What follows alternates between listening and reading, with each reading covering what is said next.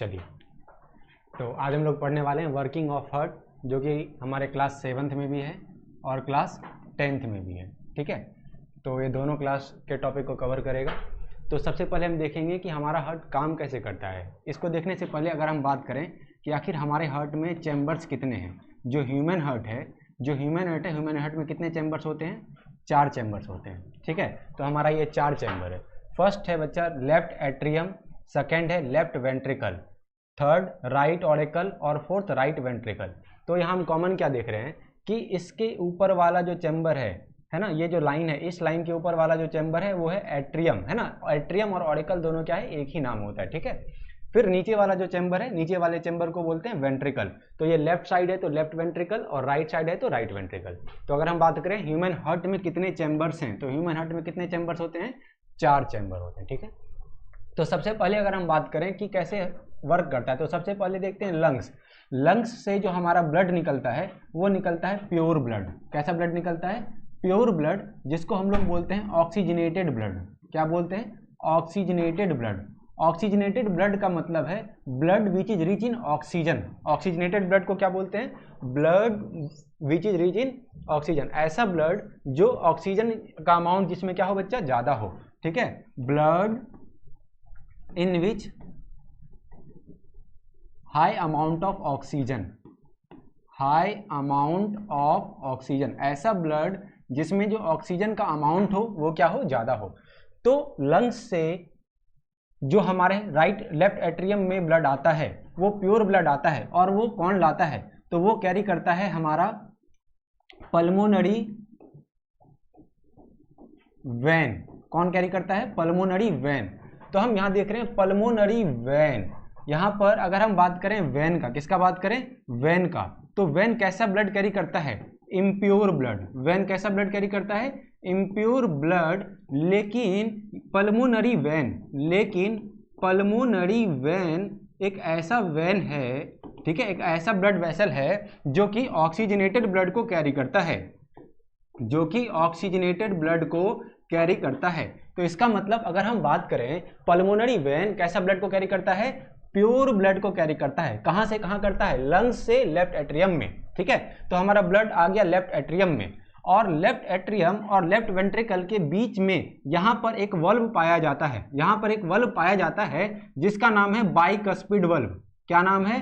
Bicuspid valve. ठीक है, अगर हम बात करें कि इस बाइकस्पिड वल्व का क्या फंक्शन है, तो अभी आने वाले 1-2 मिनट में देखेंगे। फिर जब लेफ्ट एट्रियम कंट्रैक्ट करेगा, तो लेफ्ट एट्रियम कंट्रैक्ट करेगा तो सारा का सारा ब्लड किस चैम्बर में आ जाएगा? लेफ्ट वेंट्रिकल वाले चैम्बर में आएगा। ठीक है, फिर जब अब इस बाइकस्पिड का 2 फंक्शन है। पहला फंक्शन है कि it controls the amount of blood that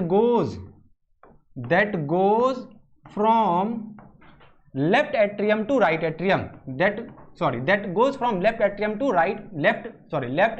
left ventricle। Left atrium to left ventricle में कितना ब्लड जाएगा उसको कंट्रोल करता है। और साथ ही साथ जब लेफ्ट एट्रियम कंट्रैक्ट करेगा तो फिर वो वापस ब्लड लेफ्ट एट्रियम में ना चला जाए। लेफ्ट वेंट्रिकल जब कंट्रैक्ट करेगा तो वापस वो ब्लड लेफ्ट एट्रियम में ना चला जाए। इसको भी कौन देखता है? बाइकस्पिड वल्व देखता है।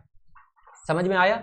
फिर उसके बाद जब लेफ्ट एट्रियम से ब्लड आ गया लेफ्ट वेंट्रिकल में, और जब लेफ्ट वेंट्रिकल कंट्रैक्ट करेगा तो ये ब्लड आता है मेन आर्टरी के थ्रू। किसके थ्रू आता है? मेन आर्टरी के थ्रू।